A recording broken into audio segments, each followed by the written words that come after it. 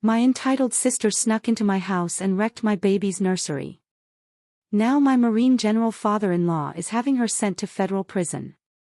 Can you even imagine bringing a new life into the world, consumed by the pain and sheer, overwhelming joy of childbirth, only to discover that someone you loved, someone you called sister, was simultaneously, deliberately destroying everything you held dear? My sister didn't just cross a line, she obliterated it. While I was screaming through contractions, she was at my house, tearing apart 9 months and 10 days of pure love, hope, and meticulous planning. What the hell happened, you ask? Well, she didn't count on the man who raised my husband, a 3-star Marine general who takes no prisoners when it comes to protecting his family. Lauren thought she could break me at my weakest, but she had no idea my strongest ally was already on his way. The first contraction hit me like a freight train at 4 a.m., blasting me bolt upright in our bed on Maple Street. William, my husband, was instantly awake beside me, his military training kicking in even in his sleep. The ache spread, squeezing like a merciless vice. I gripped the wooden headboard he'd built during his last leave, trying to breathe through it, just like Dr. Cooper taught us in those endless birthing classes. November rain hammered against the windows, a rhythm matching my racing heart. Portland's weather had been brutal that week, storm after storm rolling in from the Pacific. Our Craftsman house groaned in the wind, but it felt sturdy, safe, exactly the home William and I had dreamed of when he was stationed overseas.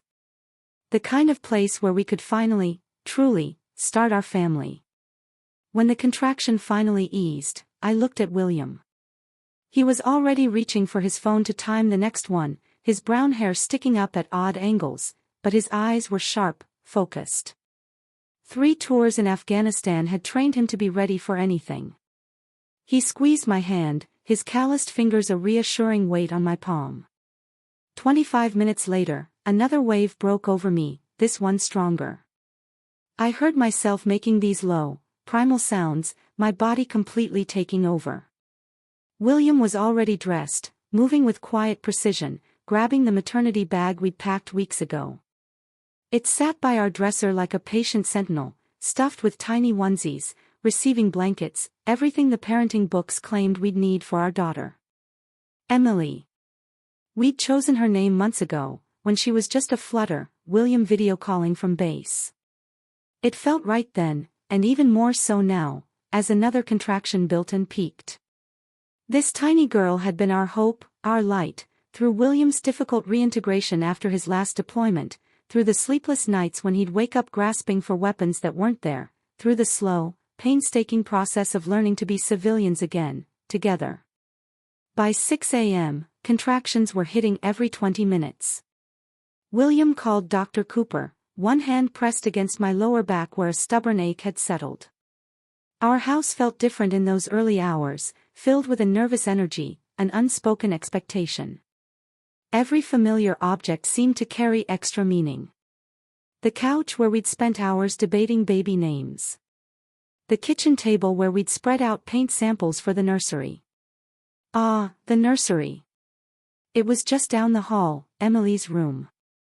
I'd spent months perfecting it, painting tiny woodland creatures on the soft green walls while William, with the same precision he used to field strip his rifle, assembled the crib and changing table. We'd found the rocking chair at an estate auction in Ashland, where my family lived, and I'd reupholstered it in cream fabric, embroidered with tiny foxes. Every detail was chosen with love, the mobile William's mother sent from the base, the bookcase already overflowing with children's stories I couldn't wait to read aloud. When I called my mother at 7, her voice was heavy with sleep but quickly became alert. Helen Carter had been waiting for this call for weeks, checking in daily, her concern growing. She promised to drive down from Ashland as soon as the mountain passes were clear, the storm was making roads treacherous. My father, Robert, would stay behind to run his veterinary practice, but he sent his love, vowing to come once the baby was safe. Then came the call I dreaded.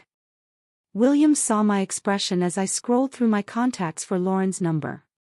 My sister and I had what you'd call a complex relationship, and pregnancy had only made it worse. Lauren had criticized every milestone of my pregnancy, How I was rushing into motherhood, how William and I barely knew each other before he deployed, how military wives have such difficult lives.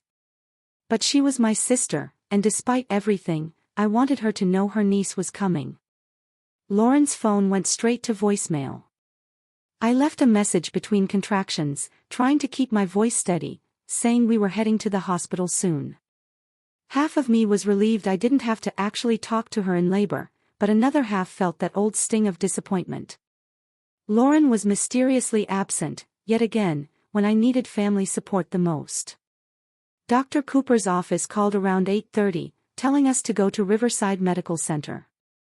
The contractions were getting stronger, hitting every 10 minutes with a force that made me grip whatever was nearest, William's arm, the car door handle, the wheelchair armrest as they wheeled me into the hospital. The rain had softened to a steady drizzle, the early light outside muted and gloomy as we drove through empty Portland streets. Riverside Medical Center rose before us, a blaze of glass and steel, modern and efficient. William pulled up to the maternity entrance, and within minutes, I was being rolled through automatic doors while he parked.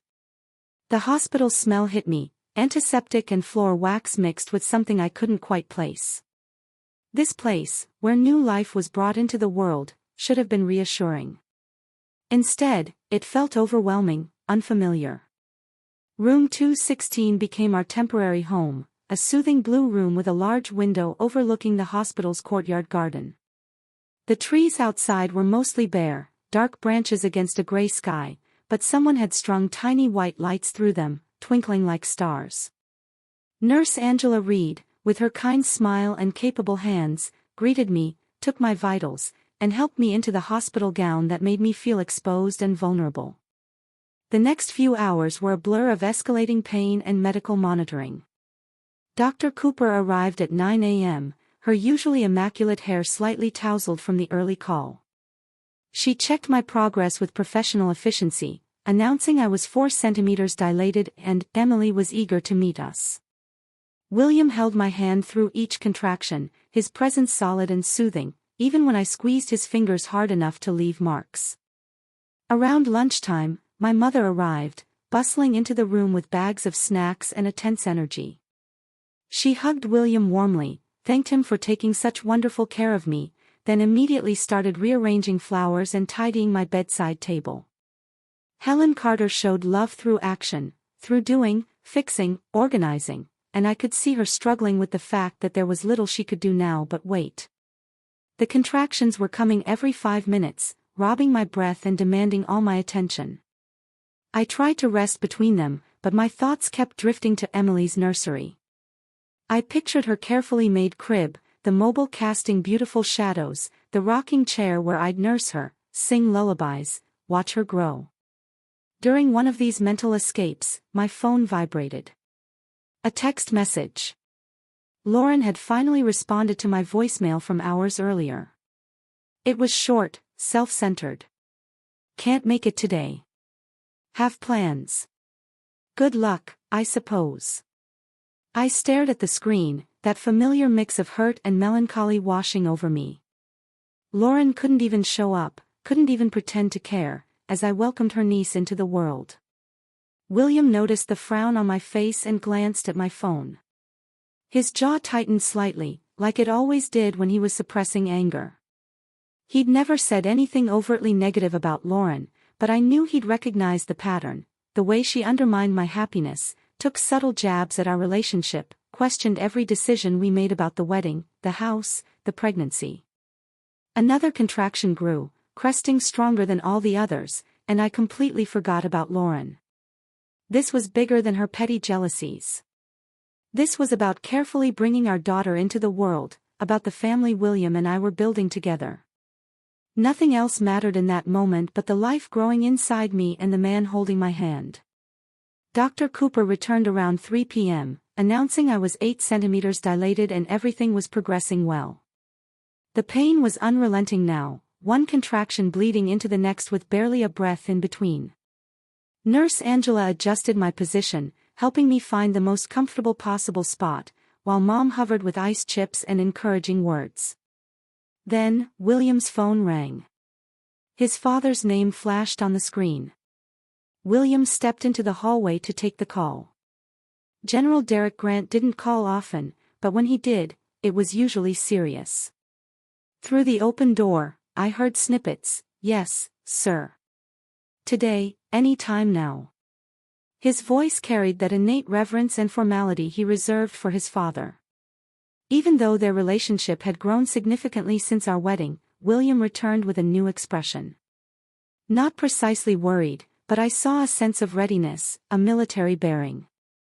He clasped my hand, leaning down to whisper that his father was flying in from base and would arrive by the evening, if all went as planned. A surge of gratitude, mixed with surprise, rushed through me.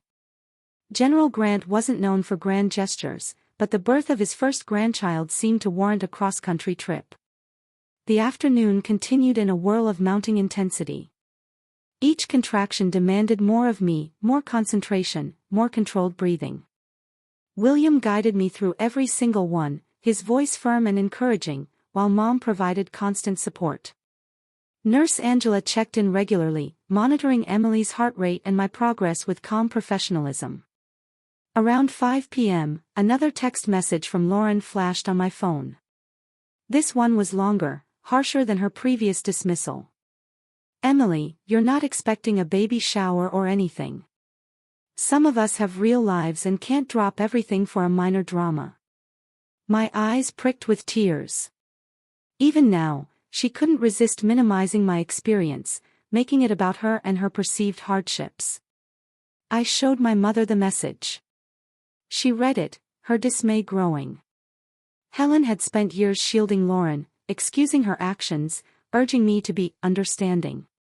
But something shifted in her eyes as she read Lauren's words.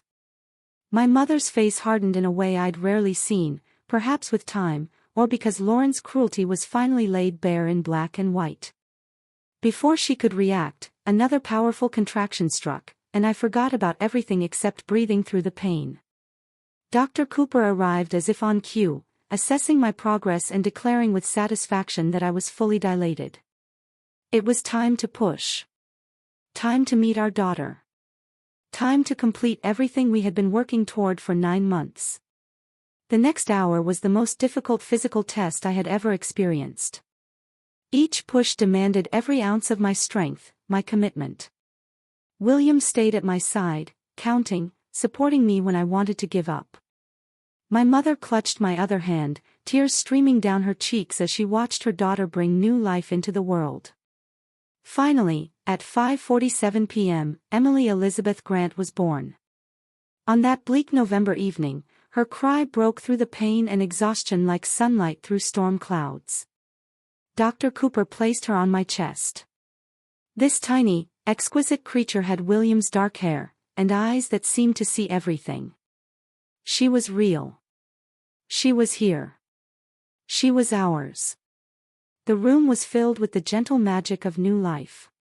William's eyes were filled with unshed tears as he gently caressed Emily's tiny hand, marveling at her miniature fingernails.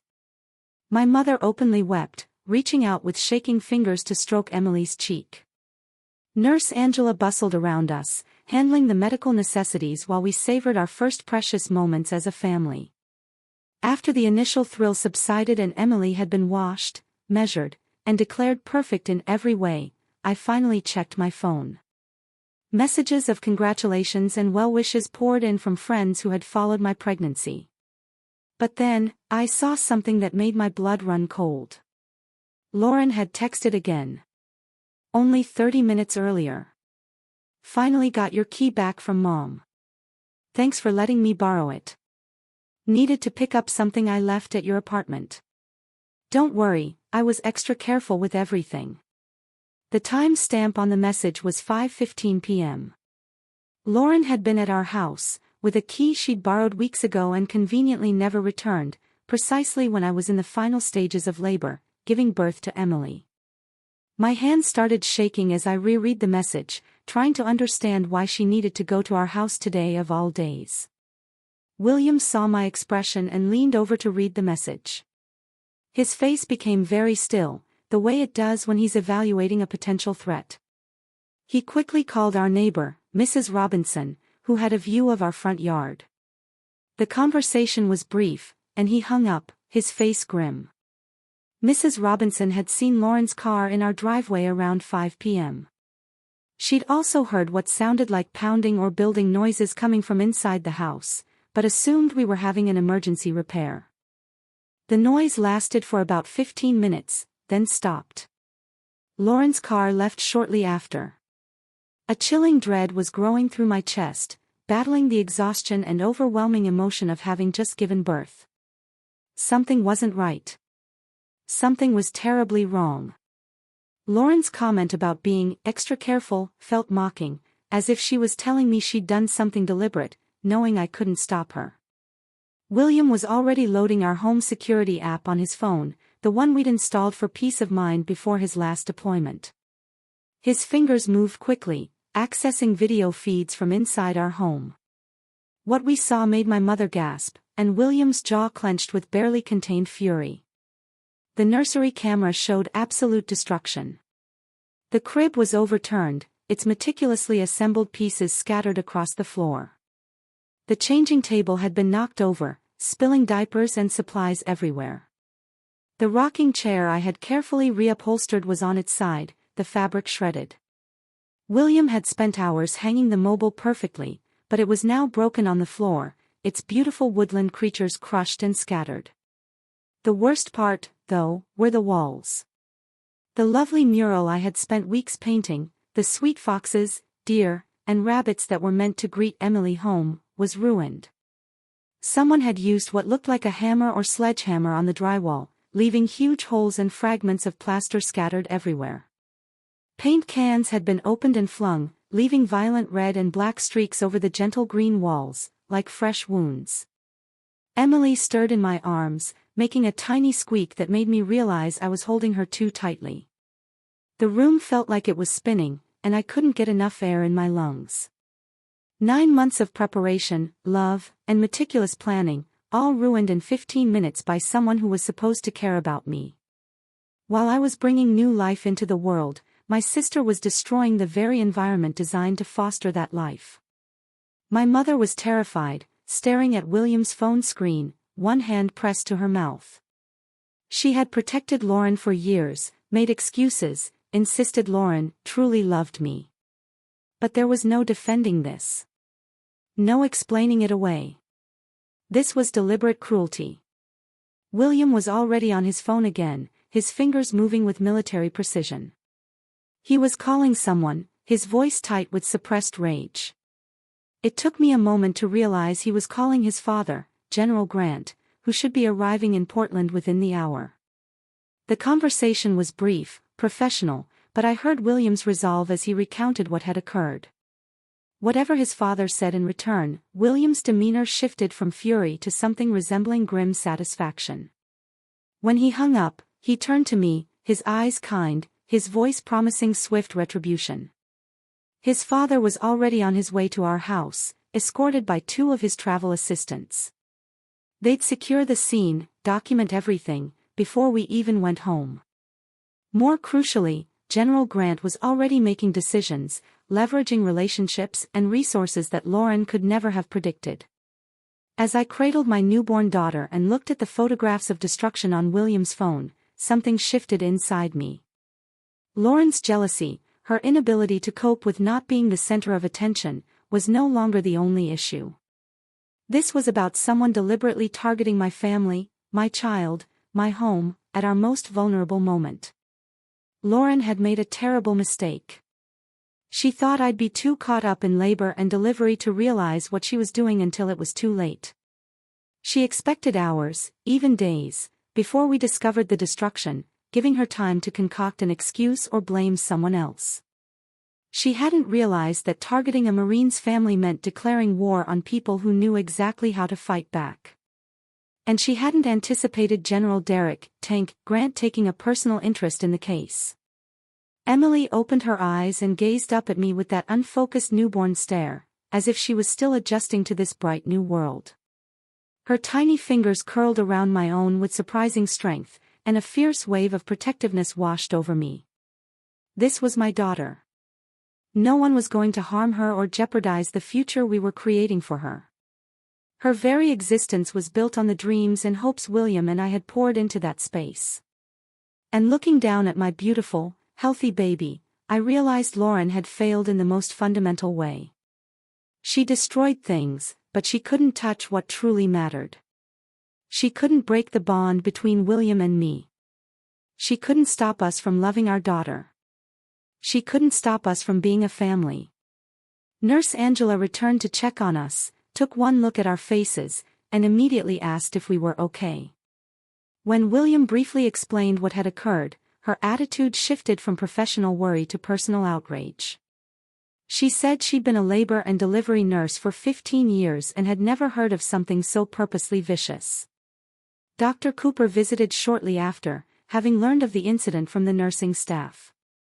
She offered to keep us in the hospital for another day if we needed time to deal with the situation at home.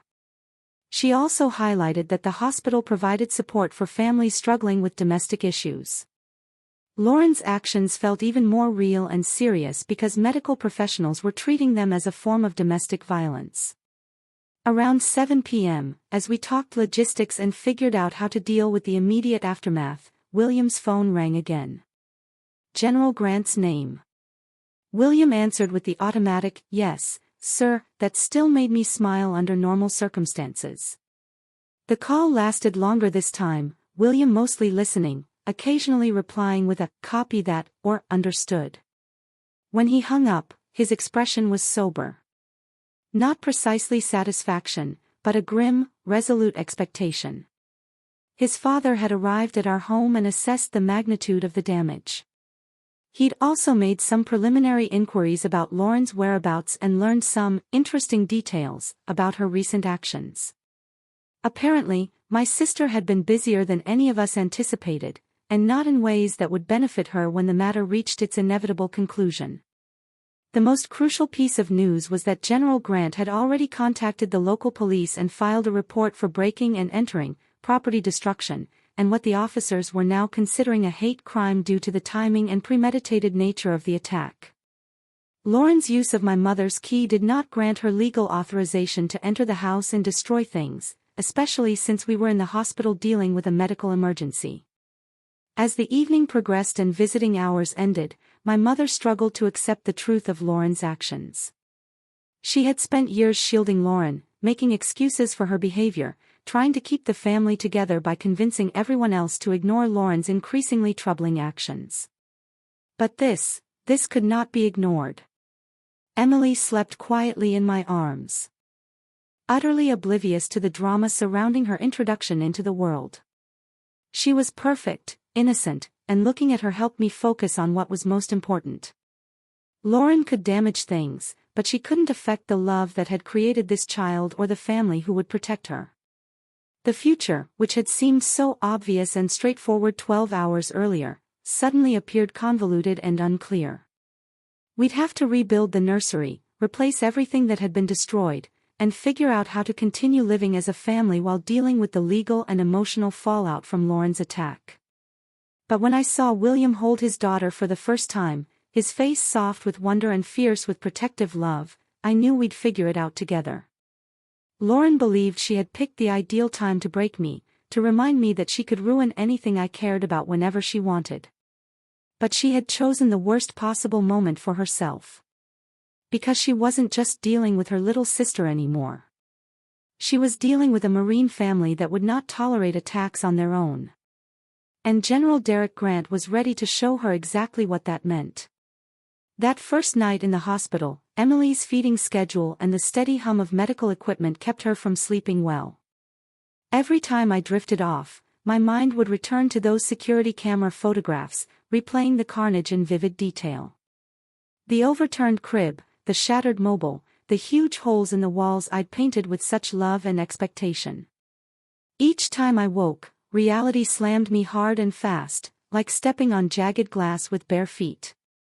William had barely slept, spending most of the night pacing between the window and my bedside, his phone constantly vibrating with updates from his father. General Grant had spent the evening collaborating with local police, documenting every aspect of the destruction and conducting investigations that seemed to reach far beyond our small suburban home in Beaverton. Even for someone on his side, his military precision was both soothing and slightly terrifying. Around 3 a.m., as I was nursing Emily in the dim hospital room light, William finally revealed some of what his father had uncovered. Lauren's attack on our nursery wasn't as impulsive as it first appeared. She'd been planning something for weeks, ever since my mother had proposed giving her the spare key to water our plants while we were in the hospital.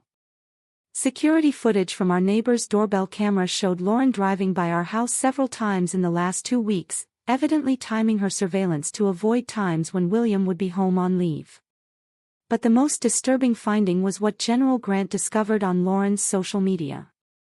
She'd been documenting her hatred toward me and William in private posts that only a few of her closest friends could see. Screenshots, collected by the police through legitimate legal means, revealed months of increasingly caustic commentary about my pregnancy, our marriage, and what she described as my ideal little military wife fantasy. The posts demonstrated a level of malice and premeditation that made my stomach churn. One post from 3 weeks ago was especially chilling. Some people need to understand that they cannot expect to be given everything they want. Sometimes reality has to crash down on them, especially if they are too distracted to notice it. Another, posted just 5 days before Emily's birth, was even more explicit, counting down the days till the tiny princess's reality check. Maybe she'll comprehend what the rest of us have been going through. My mother came early that morning, looking as if she had aged years overnight. The woman who had spent decades defending Lauren, making excuses for her actions, and arguing that family should always forgive family, was finally struggling to reconcile the sister she thought she knew with the undeniable proof of premeditated cruelty. She sat in the uncomfortable hospital chair, clutching Emily, tears running down her cheeks as she apologized repeatedly for not realizing what Lauren had become. The conversation with my mother was one of the most difficult I had ever had. Years of buried frustration and overlooked incidents spilled out as we finally recognized Lauren's pattern of behavior, the intentionally unpleasant remarks disguised as jokes, the way she had eroded my confidence prior to crucial events, then pretended to be astonished when things didn't go as planned, the relentless competition that I had no desire to participate in but couldn't seem to avoid. My mother expressed her own shame, explaining how she had facilitated Lauren's behavior by always adopting the path of least resistance. It was easier to urge me to be understanding than to confront Lauren. Easier to smooth things over than to establish solid boundaries. She had convinced herself she was keeping her family together, but she suddenly realized that she'd been shielding Lauren from the consequences of her actions while leaving me susceptible to increasingly aggressive attacks. Dr. Cooper made her rounds at 8 a.m., checking on Emily's feeding and my healing. When she noticed the distress on all our faces, she politely inquired about our home situation. After William quickly recounted what had transpired, she instantly volunteered to prolong our hospital stay for another day or two.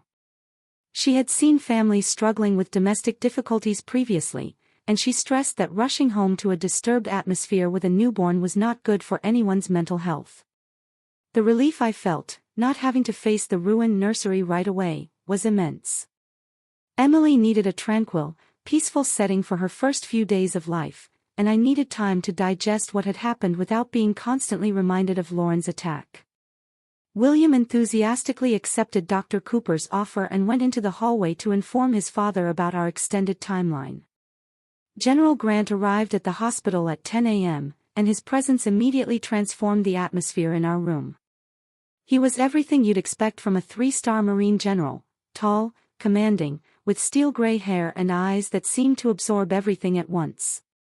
But when he saw Emily asleep in my arms, his entire demeanor softened into something resembling wonder. He brought flowers for me and a small pink teddy bear for Emily, which seemed almost out of place for a man who had previously commanded thousands of men. His congratulations, however, were sincere and kind. When he held his granddaughter for the first time, his hands, despite their obvious strength, were unexpectedly gentle. For a few moments, we were simply a regular family enjoying a new arrival. When the subject shifted to Lauren, General Grant's demeanor changed back to military mode. He had spent the previous evening working with local law enforcement and had new information that changed everything about our predicament. Lauren's destruction of the nursery was now being investigated as a felony due to the extent of the damage and the deliberate nature of the act. The security footage, together with her social media posts and the timing of the occurrence, formed a strong picture of intentional criminal action. But there was more.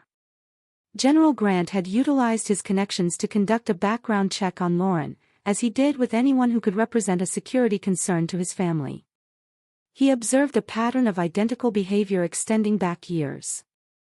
She had been fired from 2 previous jobs due to workplace harassment and property destruction. A previous roommate had obtained a restraining order against her, accusing her of purposefully damaging a graduate school application. Most recently, she was embroiled in a civil lawsuit with a former business partner who claimed Lauren damaged computer equipment and information following a disagreement. The image that emerged was of someone with a lengthy history of employing devastation and sabotage to harm others in a violent, unique, or personal manner. It was part of a larger pattern that had been developing for years. The information was both upsetting and oddly validating. I wasn't insane or oversensitive to feel targeted by Lauren's behavior. She was actually dangerous, and I'd been living in the crossfire without fully comprehending the gravity of the situation. General Grant stated that the police were prepared to arrest Lauren, but they were working with his security team to make the procedure run smoothly. As a military family, we had access to certain benefits and resources that civilian families may not have. The base's legal assistance office was already planning to assist us with both the criminal case and any civil lawsuit that might arise. Around lunchtime, William's phone rang with a call from Detective Sarah Perez, who was working our case. The conversation was brief, but it signaled a significant turn. Lauren had been located and brought in for questioning. Her initial response had been to deny everything, stating she had merely gone by our house to get a sweater she had left there months before. However, when presented with security footage and social media information, her explanation immediately fell apart. The investigator wanted to meet with us at the hospital to obtain our formal statements and show us the new evidence they had obtained. She also wanted to talk about safety precautions, as Lauren's behavior history indicated that she would likely escalate further if faced with penalties for her acts. The idea that we might require protection from my own sister seemed absurd. But the detective's fear was genuine and founded on professional experience. Detective Perez arrived that afternoon, carrying a tablet full of evidence and taking a kind but comprehensive approach to gathering our statements. She walked us through Lauren's planned timeline, showing us doorbell camera footage from several neighbors that documented her surveillance of our home. There were photographs of her sitting in her car across the street, observing our windows and presumably timing when the lights turned on and off to establish our routine. When the social media data was examined as a whole, it became even more devastating. Lauren had been creating a grievance narrative against me for months, depicting herself as the victim of my good fortune and my happiness as something stolen from her. The posts demonstrated a worldview in which other people's success was interpreted as a personal attack on her, and any achievement by someone else necessitated vengeance to restore equilibrium.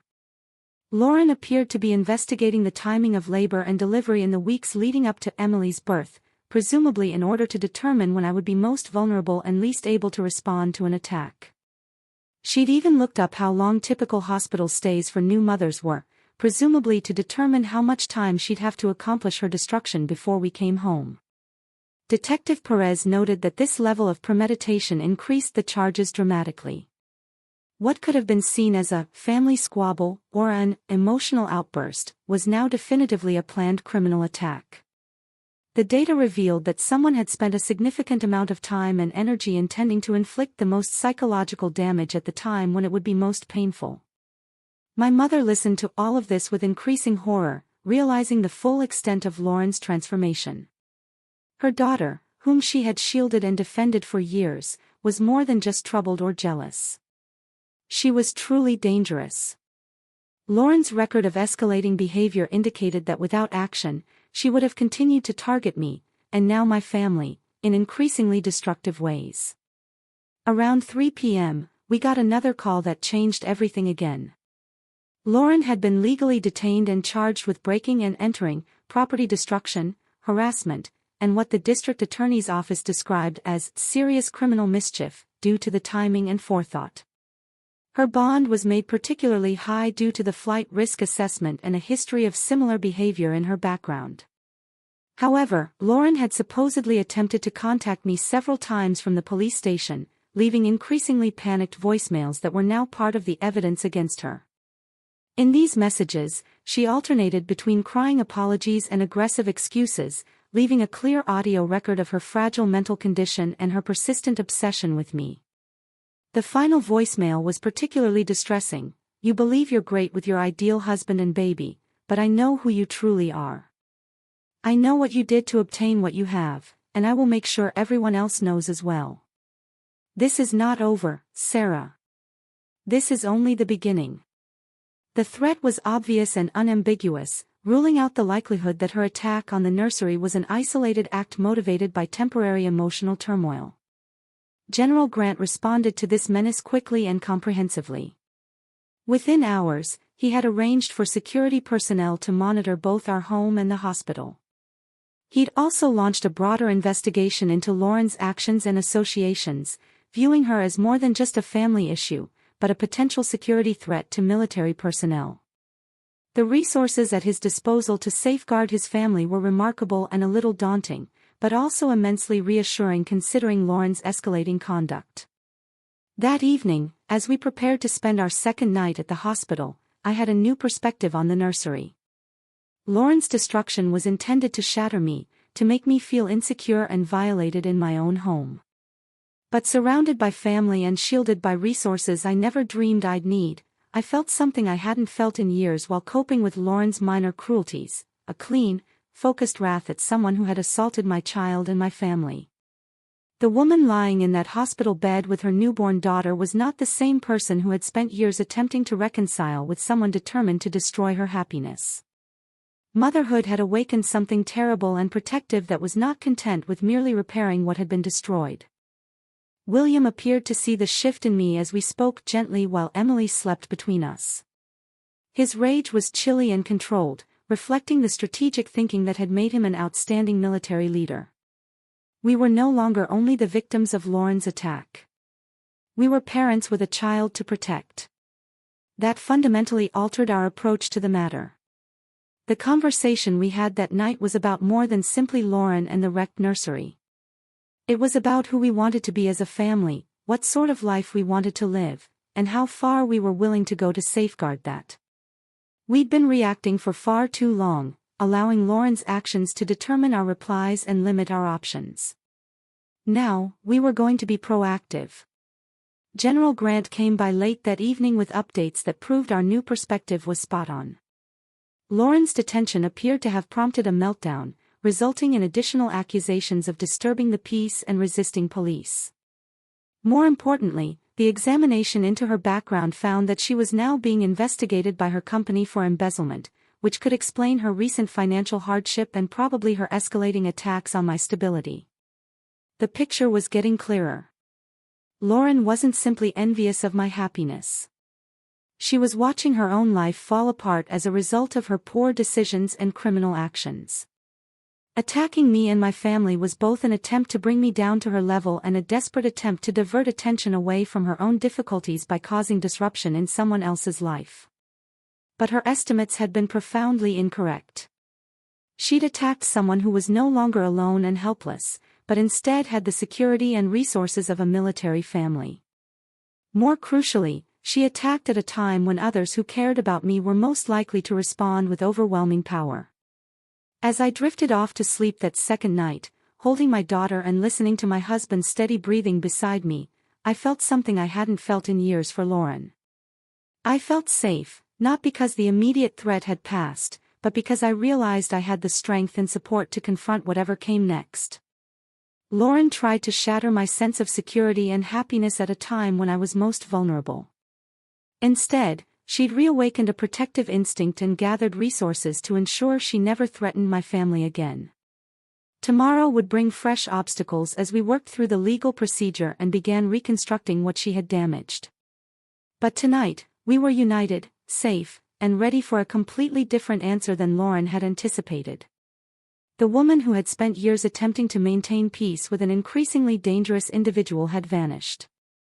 In her place was a mother who would go to any length to protect her child, as well as a military wife who recognized that some conflicts necessitated complete triumph over brief truces. Lauren was about to figure out precisely what that meant. The third morning brought an unexpected guest who altered the entire course of our situation. Martha Grant, General Grant's wife and Emily's paternal grandmother, arrived at the hospital before dawn with the quiet efficiency that comes from years of military spouse experience. She walked into our room with coffee that actually tasted delicious, handmade muffins that made the hospital breakfast look like cardboard, and a steely determination that reminded me of where William received his backbone. Martha had flown in from Camp Pendleton right after her husband's phone call, but she had not come to offer compassion or soft consolation. She had come to take action. Within an hour of her arrival, she had transformed our tight hospital room into a command center equipped with laptops, legal documents, and a communication system that kept us updated on developments across different states. The news she delivered was both terrible and empowering. Lauren's company had gone forward with their embezzlement inquiry, learning that she had taken approximately $50,000 over the previous 8 months, using a sophisticated plan that included bogus vendor accounts and falsified expense reports. The timing was no coincidence. Lauren's financial misdeeds had escalated as my pregnancy proceeded, as if my impending happiness had pushed her to greater, desperate means. However, Martha's most crucial contribution was not just information. It was perspective.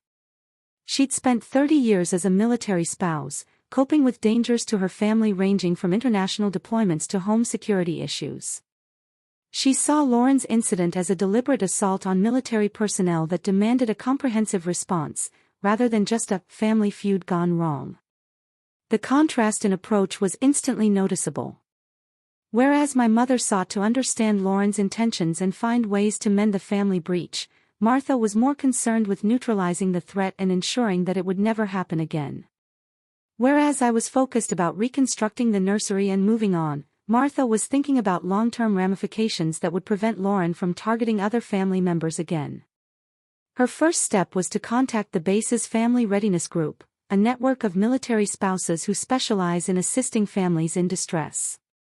Within hours, volunteers were planning everything from interim accommodation to trauma-specific cleaning services. The efficiency was astonishing and incredibly reassuring, like being wrapped in a blanket of expert care. However, Martha's most critical conversation was with the base's Legal Assistance Office, specifically with Major Rachel Williams, who specialized in domestic security situations involving military families.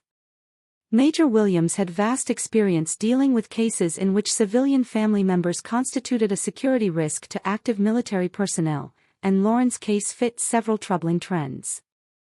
The legal advice provided choices that I had not before recognized existed.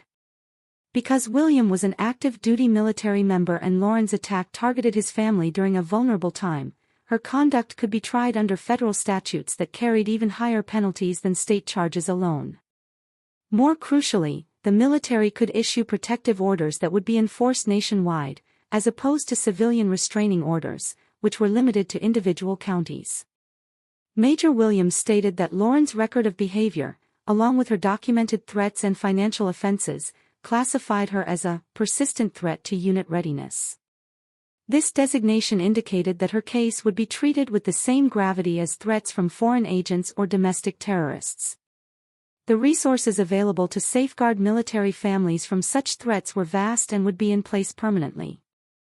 The conversation also showed something I hadn't realized about Lauren's timing. She had not only selected a time when I was physically vulnerable to assault Emily at her birth, she had chosen a time when William was nominally on family leave. So any disruption to his emotional or mental state was a direct attack on military readiness. Her activities were not solely criminal. They were potentially traitorous under some federal statutes. Around midday, Detective Perez called with an update that changed our predicament yet again. Lauren was released on bail, despite the exorbitant sum imposed. Apparently, she had contacted a bail bondsman who specialized in high-risk offenders and was able to negotiate her release using funds that the police were still looking for. The news should have been alarming, but Martha's initial reaction was cool satisfaction. Lauren's decision to post bond rather than remain in detention was exactly what Martha had hoped for. Anyone who remained in custody could only face the charges that had already been filed against them.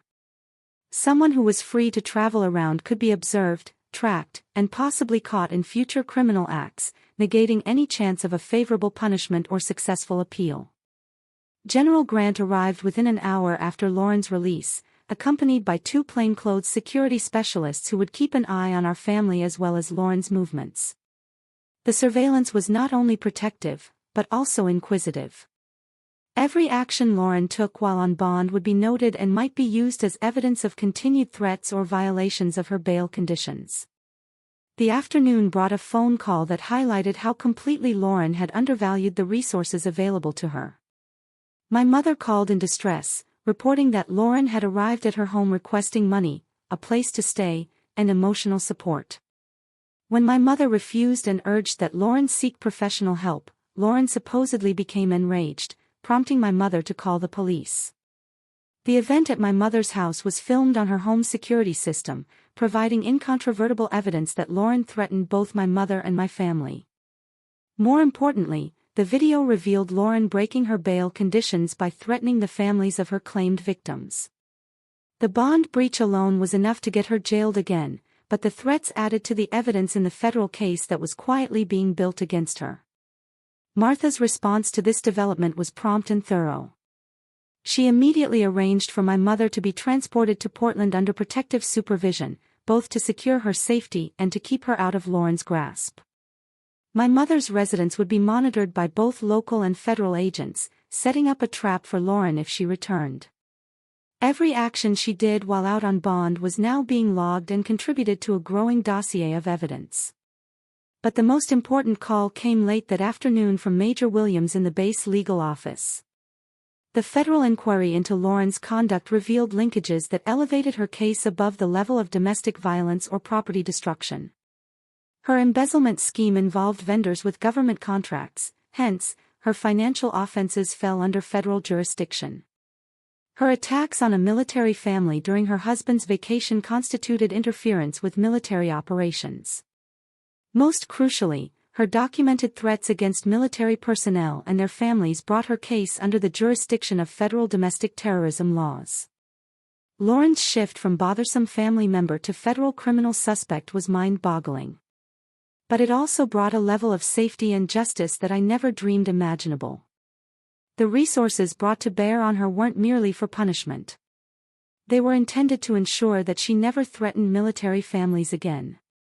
Her case was being used as a precedent for how similar threats might be handled in the future. That evening, as we prepared for our final night at the hospital, I found myself thinking about the nursery differently once more. Lauren's attack was meant to undermine my sense of security and happiness, but it also revealed strengths and resources I had no idea I possessed. The wrecked chamber would be rebuilt, but by a family that recognized their own strength and had access to protection Lauren couldn't match. William spent the evening on conversations with his commanding officer, planning his return to active duty and assuring that the situation with Lauren did not jeopardize his military service. The conversation indicated an unexpected level of support. William's unit had been briefed on the situation and was ready to provide additional security and resources as needed. His fellow Marines were more than just comrades. They were brothers who took threats against their family personally. Emily seemed oblivious to the drama surrounding her birth, lying quietly in my arms, while her family mobilized resources from numerous states and federal agencies. Looking at her exquisite tiny face, I felt a strong sense of pride in the family she was born into and the protection she had received from birth. Martha spent the evening making lists and phone calls with the same efficiency she had most likely used to plan military home movements for 3 decades. By morning, we'd have temporary accommodation while our house was being rebuilt, expert counseling services to help us process the trauma, and a robust security plan in place to guarantee Lauren never threatened our family again. Her most essential contribution, however, was to help me comprehend that I was no longer a victim. I was a military spouse with access to resources and safety that most civilians never had. I was a mother who had the full support of my military family. Most significantly, I was no longer the secluded young woman whom Lauren had been pursuing for years. I was part of a community that looked after its own and would not accept threats to its families. The conversation we had that evening about redoing the nursery was unlike any other I'd had concerning Lauren. We weren't discussing how to manage her behavior or how to live peacefully together. We discussed totally neutralizing her power to threaten our family while ensuring she received full consequences for her conduct. The military's approach to issue solving was comprehensive and lasting, rather than transitory or conditional. Around 10 a.m., General Grant received a call that filled the room with grim satisfaction. Lauren had been detained again, this time at a hotel near the Oregon-California border, where she had allegedly planned to exit the state. Her arrest violated many bail terms and revealed proof of guilt, which would bolster the government's case against her. The hotel arrest also found fresh evidence, raising the charges against her even higher. Lauren's hotel room had comprehensive preparations for future attacks against our family, including surveillance images of Williams base housing and research into security standards at military family facilities. She hadn't merely attacked our nursery in a fit of rage. She had planned an extensive campaign of harassment and intimidation against a military family. The discovery of more plotting documents elevated Lauren's case from domestic violence to domestic terrorism under federal law. The terms she now faced included potential decades in federal jail with no chance of moderate plea deals like those available in state courts. More crucially, her conviction would result in permanent limitations prohibiting her from ever visiting military installations or personnel. As we settled in during our final night at the hospital, I had never felt anything like it before with Lauren. I felt free. Not just safe from imminent danger, but truly emancipated from years of living on eggshells around someone who had been rising toward this level of violence all along. The sister who had terrorized me for years was now experiencing penalties proportionate to the scale of her acts. Emily stirred in my arms, making the little sounds that newborns make while asleep. And I knew that her arrival signaled not just the start of her life, but also the end of Lauren's power to dictate mine.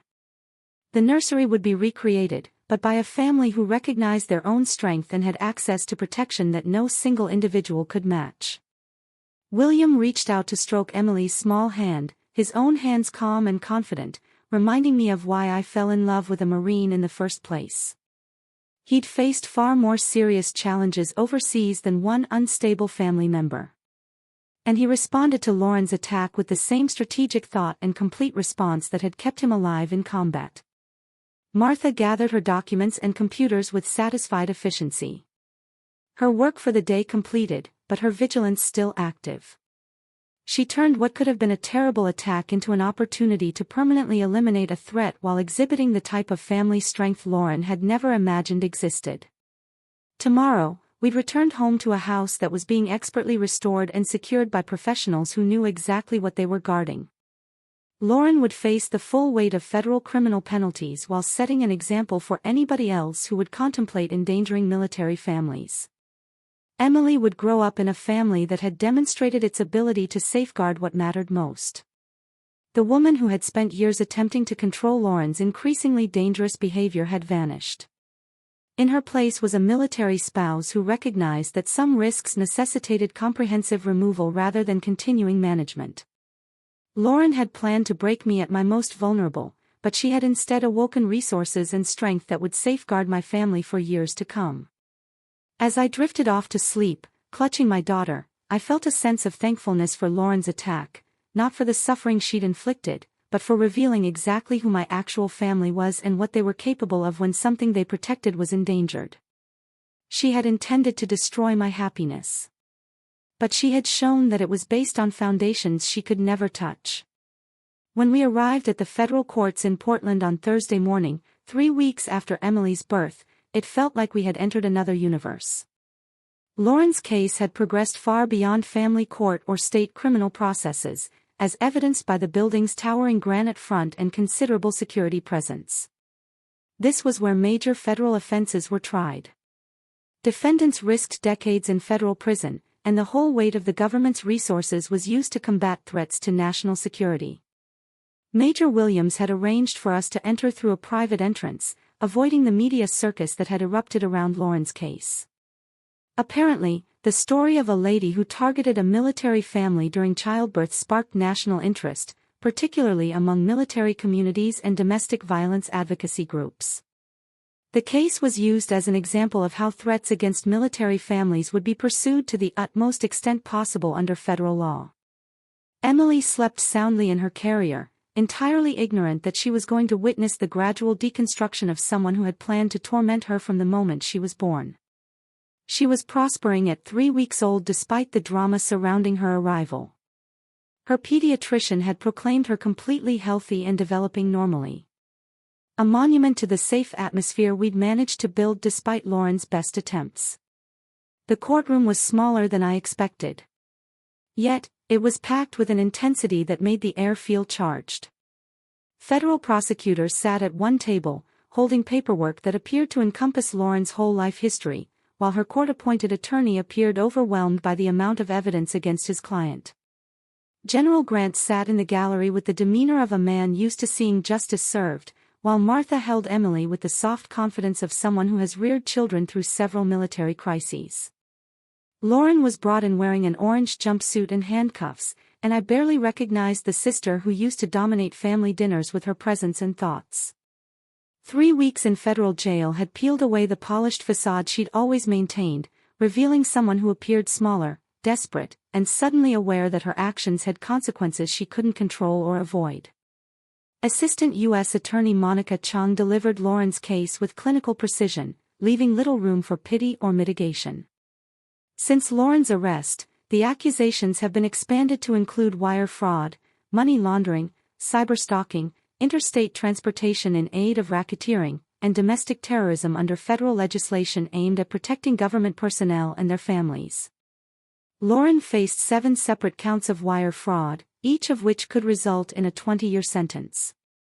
The money laundering accusations added another 20 years, while the domestic terrorism allegations could result in life terms under federal guidelines.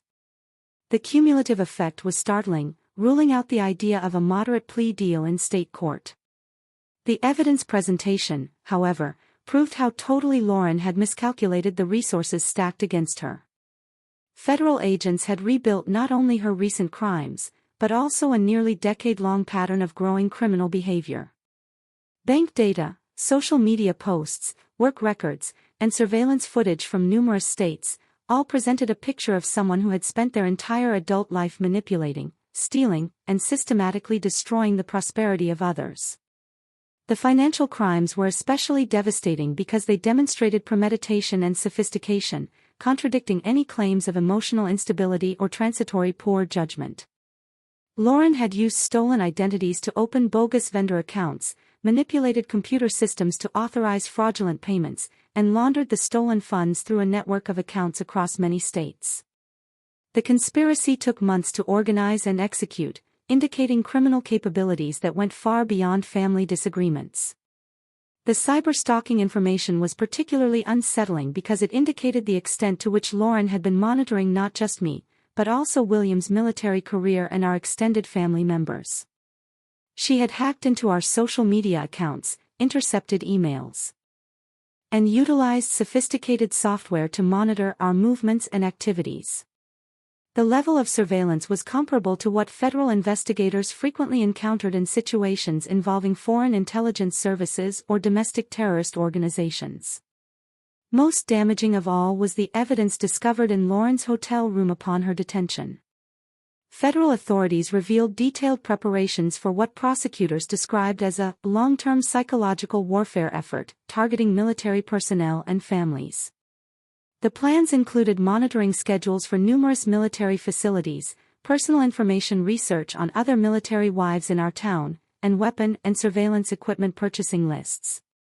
The hotel room also held what federal investigators described as a trophy collection of Lauren's previous attacks on family members and colleagues. She'd saved photos of damaged property, audio recordings of emotional discussions, and detailed notes on the psychological effects of her actions on her victims. The collection showed that Lauren's attack on our nursery was not a single incident, but rather part of a long-term pattern of predatory behavior. When the prosecutor showed images of our wrecked nursery on the courtroom screens, the effect was immediate and emotional. The meticulously painted woodland murals were reduced to holes in drywall. The overturned crib, its components scattered.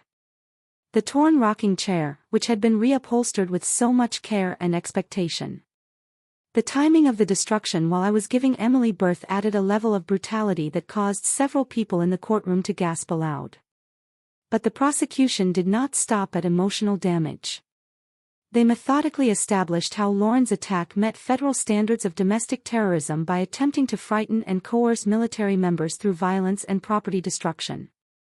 The attack had been planned to cause maximum psychological damage at a time when William's emotional stability was critical to his military fitness and service duties.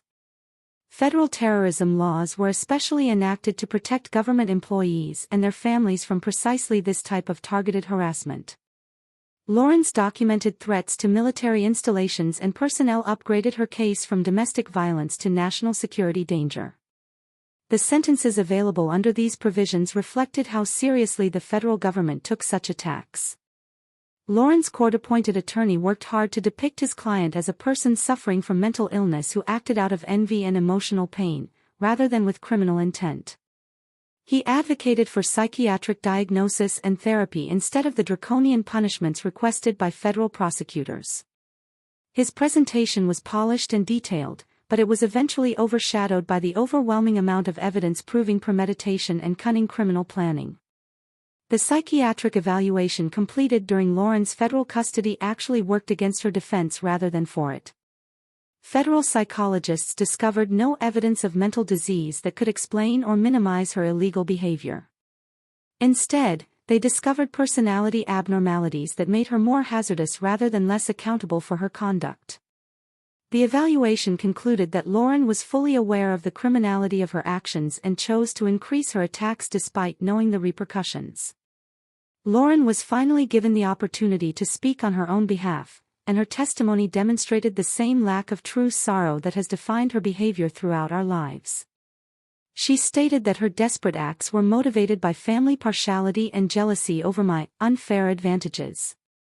She argued that her attack on the nursery was meant to be a wake-up call, not severe criminal behavior, and she appeared astonished that federal investigators classified her activities as terrorism rather than family dysfunction. Most tellingly, Lauren's message included repeated threats against our family, disguised as projections about future family dynamics. She stated that Emily will eventually learn the truth about her parents, and that military families are always held accountable for their decisions. The threats were subtle enough to escape immediate contempt charges, but clear enough to show that she continued to target our family for future punishment. Judge Caroline Morrison had presided over federal terrorist trials for more than a decade, and her response to Lauren's declaration was prompt and thorough. She stated that Lauren's continuing concentration on our family as targets made her an ongoing threat to public safety, necessitating permanent neutralization. Judge Morrison issued a harsh penalty. Lauren would face 18 years in federal prison for the combined offenses, with no possibility of parole under federal sentence standards. After her release, she would face 15 years on supervised probation with restrictions that would prevent her from traveling freely, accessing computers without supervision, or contacting any member of our extended family. More importantly, her conviction under federal terrorism laws would result in permanent inclusion on watch lists that would track her activities for the rest of her life. Any subsequent interaction with military personnel or installations would trigger an immediate federal inquiry and possible extra charges. She would never again be able to blend into civilian life and target vulnerable families without drawing federal attention. The civil forfeiture order was as broad, depriving Lauren of all assets obtained via her unlawful acts or utilized in support of her crimes. Her apartment lease would be cancelled, her car confiscated, and her bank accounts frozen until federal authorities finished their investigation into her financial activity. She would emerge from federal jail with only the clothes given by the Bureau of Prisons. But perhaps most significantly, Judge Morrison imposed a permanent federal restraining order that would last Lauren's entire life. Any attempt to contact our family, visit military locations, or participate in behavior judged threatening by federal authorities would result in immediate detention and extra-terrorism charges. The order was enforceable across the country and would be monitored by federal agencies with resources Lauren could never hope to avoid or overcome. Lauren's reaction as the punishment was revealed was both quick and telling. Instead of expressing regret or admitting responsibility, she screamed threats and allegations that had to be suppressed by court personnel. Her final words as she was led from the courthouse were directed at me, promising that federal jail would not shield our family indefinitely, and that she would find ways to make us pay for wrecking her life. The threats were documented by court reporters and immediately added to Lauren's federal file as proof of her continuous threat to our family. They would also be used to assist federal monitoring of her jail communications and visits, ensuring that any attempt to organize retaliation from federal custody is caught and prosecuted as a separate crime. Walking out of the federal courts that day, carrying Emily in her carrier and surrounded by the security and love of my military family, I felt something I'd never felt before in relation to Lauren. I felt utterly liberated. Not simply secure from immediate danger, but truly free from decades of fear and exploitation. The sister who had tortured me for years was finally experiencing repercussions proportionate to the gravity of her misdeeds. General Grant's delight was palpable but controlled. The reaction of a military officer who had successfully eliminated a threat to his family. Martha's relief was palpable. The breath of someone who had spent weeks gathering resources to safeguard her granddaughter and daughter-in-law from further harm. William's arm across my shoulders exuded the steady strength of someone who had dealt with threats abroad and had no intention of allowing domestic threats to succeed where foreign adversaries had failed. The media interest outside the courthouse was tremendous but fleeting. Federal prosecutors used the case to send a clear message about how threats to military families would be handled. Military family advocacy groups cited Lauren's sentence as an example of justice being served. And the story spread throughout military communities as a warning to anybody who might consider targeting service personnel or their families. But for us, the courthouse steps signaled the end of Lauren's capacity to cast shadows over our happiness and the start of a life in which we could focus on building our family without looking over our shoulders. Emily gurgled blissfully in her carrier, surrounded by grandparents who had mobilized federal resources to safeguard her, and parents who had discovered their true strength when it came to defending what was most important. The drive home took us past the federal detention facility, where Lauren would spend the following months before being moved to her permanent federal prison sentence. The building's high walls and razor wire served as a tangible reminder that some actions had consequences that could not be mitigated, negotiated, or avoided by family connections and manipulation. That evening, as we settled into our temporary accommodation while our home underwent final security enhancements and repair, I received a call from Detective Perez with one more piece of information. Lauren's federal prison assignment had been completed, and she would be serving her term in a maximum security institution in another state, without access to local assistance or family visits. Her placement had been carefully chosen to ensure that she had no opportunity to coordinate any reprisal or ongoing harassment of our family. The investigator also informed us that Lauren's case was being utilized as a training tool for law enforcement organizations around the country, illustrating how to recognize and prosecute escalating threats against military families. Our experience was about protecting other families from similar attacks, giving meaning to the agony we'd been through, and ensuring that Lauren's actions would continue to serve justice long after she was sentenced. As I nursed Emily that final evening in temporary housing, hoping to return to our renovated house the next day, I realized Lauren had failed in the most fundamental way possible. She had planned to ruin my sense of security and happiness at a time when I was the most susceptible. Instead, she had reawakened resources and revealed strengths that would keep my family safe for years to come. The nursery that awaited us at home had been lovingly rebuilt by military family volunteers, outfitted with security elements to protect Emily's safety, and blessed by a community that had rallied around us during our time of need. It would be a beautiful room in which our daughter could grow up safe and loved, surrounded by individuals who took threats against military families very seriously. 6 months later, I was standing in Emily's fully rebuilt room, watching my daughter reach for the mobile that slowly swung over her crib. The woodland creatures that danced in the afternoon sunlight were even more lovely than the originals Lauren had destroyed, having been painted by military wives who sacrificed their time and talent to create something truly unique. Each brushstroke represented the love and support of a community that had rallied behind us during our darkest times. The room was not simply restored, it was transformed. Enhanced security features were perfectly integrated into the exquisite design, from reinforced windows that allowed Oregon's soft winter light to a monitoring system that was immediately linked to base security. Emily would grow up in a chamber that served as both a sanctuary and a fortress, with resources Lauren had never dreamt existed. William strolled in with Emily's midday bottle, his movements assured and calm, demonstrating how much our lives had steadied since Lauren's incarceration. The hypervigilance that had marked his first weeks as a father had given way to the natural watchfulness of a protective parent, rather than the tactical knowledge of someone expecting an attack. He'd returned to full active duty 3 months earlier, confident that his family was secured by mechanisms that would be in place indefinitely.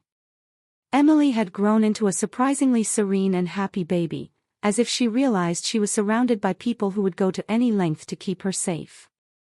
Her pediatrician frequently remarked on her advanced growth and cheerful demeanor, noting that children raised in safe, caring surroundings typically thrived in this manner. The stress of her birth conditions had no lasting impact on her growth or character. The prosecution had kept us updated about Lauren's transition to federal prison, but the updates were brief and clinical. She was placed in administrative segregation for her own safety after making threats against other convicts with military family connections. Her jail communications were monitored under federal terrorism guidelines, and multiple attempts to send letters to our family were intercepted and added to her file as evidence of ongoing court order violations. The legal case had ended the previous month with a settlement that would cover Emily's college tuition and give support for other military families facing similar threats. Lauren's insurance company first attempted to reject compensation, claiming that her activities constituted terrorism rather than covered incidents. But federal prosecutors pursued the case with the same persistence as during the criminal trials. More crucially, Lauren's case influenced reforms in federal law enforcement processes for evaluating threats to military families. The FBI had formed specialist sections to track and prosecute domestic terrorism cases involving government personnel, using Lauren's pattern of behavior as a model for detecting similar threats before they developed into violence.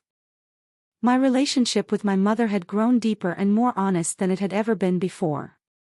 The realization of Lauren's true character led her to confront decades of enabling behavior and misdirected familial loyalty.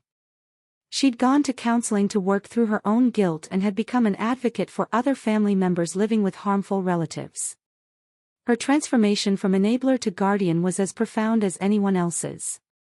My father had astonished everyone by serving as a consistent source of support throughout the court proceedings.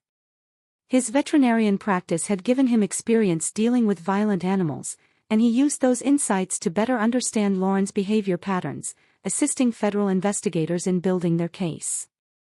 His quiet strength had been just what our family required during the months of uncertainty and legal intricacy. Martha had departed to California after Lauren's imprisonment, but she had left behind a network of support and protection that would be active for years to come. Military spouse communities had welcomed me and Emily as examples of perseverance and the value of family protection, fostering bonds that went far beyond simple friendship to true sisterhood. The repair effort had made the mansion more magnificent and secure than it had ever been. Military contractors reinforced the doors and windows, modernized the security system, and improved the overall structure while preserving the original charm and character. Lauren's strike had left us with a home that was far stronger than before. Emily stirred in her crib, making little sounds that signaled she was ready for her afternoon meal.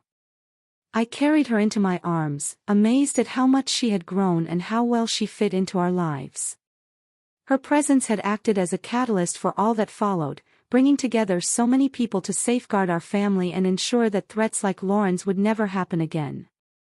As I nestled into the rocking chair, which had been restored with even more comfort and elegance than the original, I reflected on the woman I was before Emily's birth and Lauren's attack.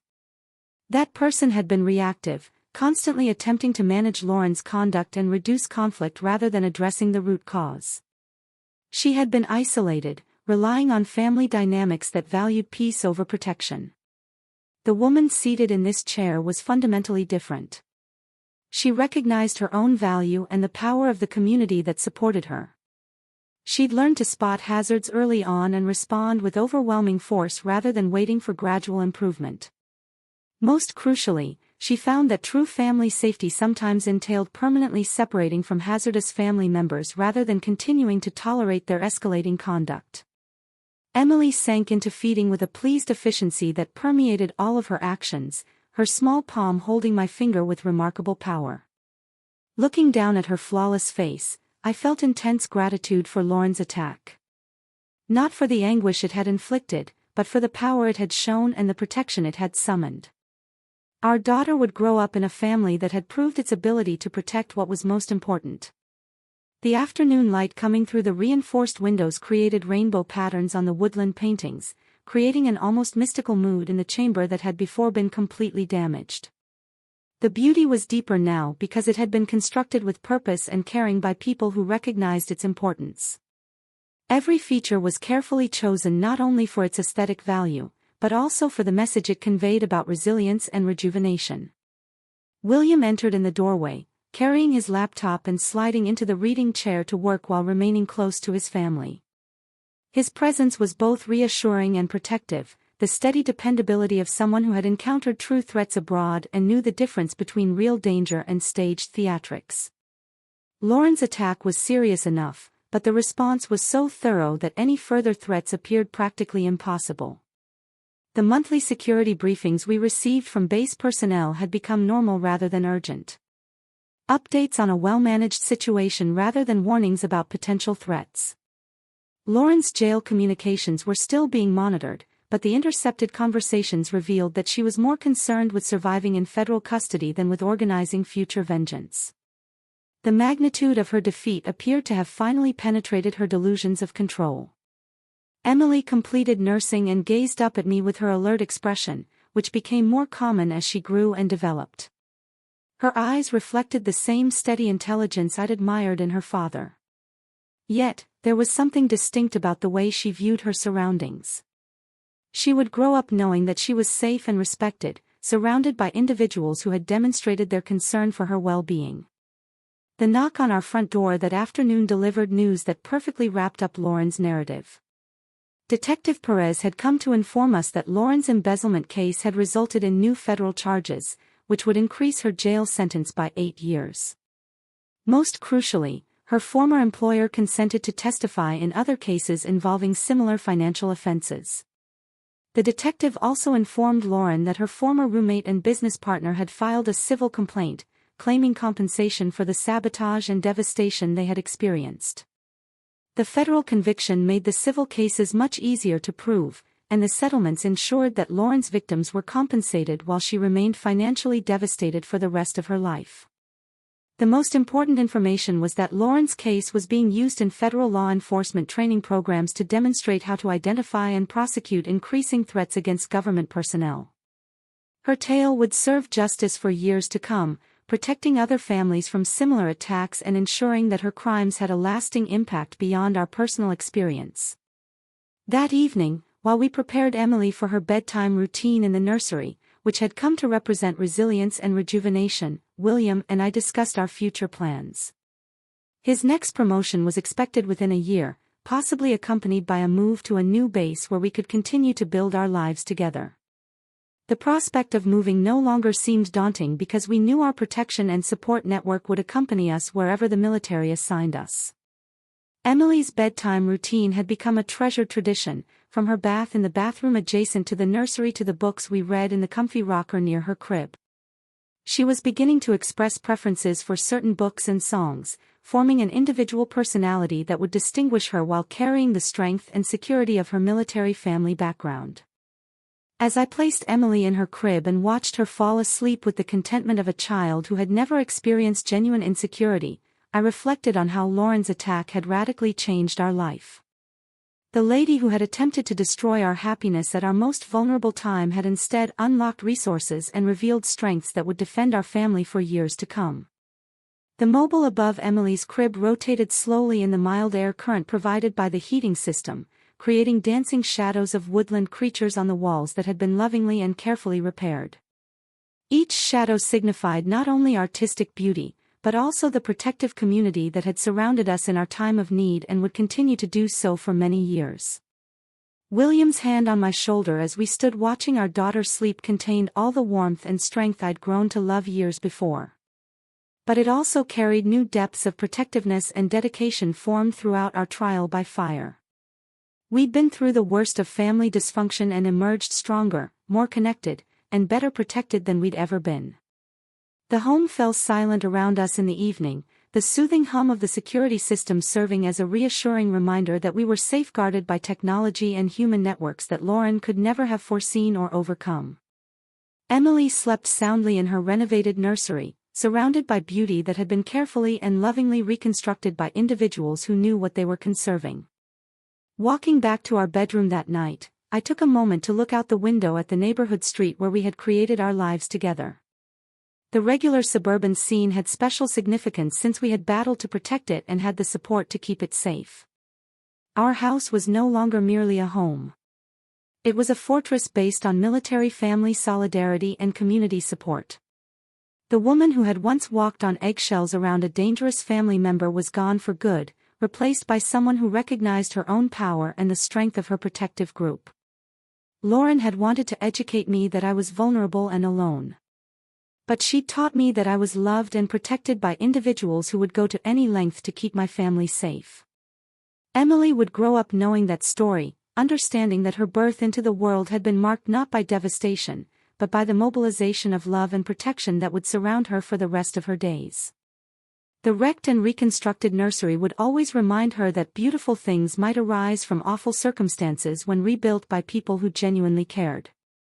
Years later, when Emily was old enough to grasp the entire tale of her birth and the attack that followed, she would discover that wicked actions can reveal unexpected strength and that true family is defined not by biological links, but by individuals who choose to defend and support one another. The military community knew who our true family was and what they could do when anything they protected was threatened.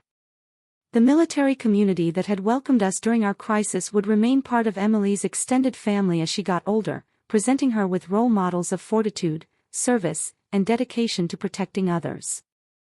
She would realize from an early age that some individuals devote their lives to safeguarding what is most important and that she was lucky to be a member of that group. The renovated nursery would always be more than just a space for our daughter to sleep and play. It would represent resilience, renewal, and the strength of community support to overcome individual hatred.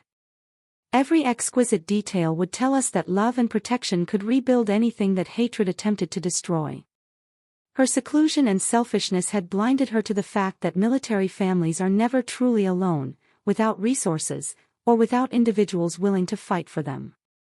Her loss was complete and irreversible, acting as a warning to anyone else who might consider similar acts. As I fell asleep that night, holding my husband's hand and listening to our daughter's calm breathing in the next room, I felt the deep satisfaction of someone who has been tested and triumphed. Not because we defeated Lauren, but because we realized how strong we were and how well protected our family would always be. This story, it's raw, it's intense, and it's my truth. It's about a betrayal so deep, so vicious, that it almost broke me. But it also revealed an unbreakable strength I never knew I had, and a level of support that was truly awe-inspiring. Have you ever faced something so unexpectedly cruel from family? How did you find your strength? And what would you have done if your sister had done this to you? Let me know in the comments below.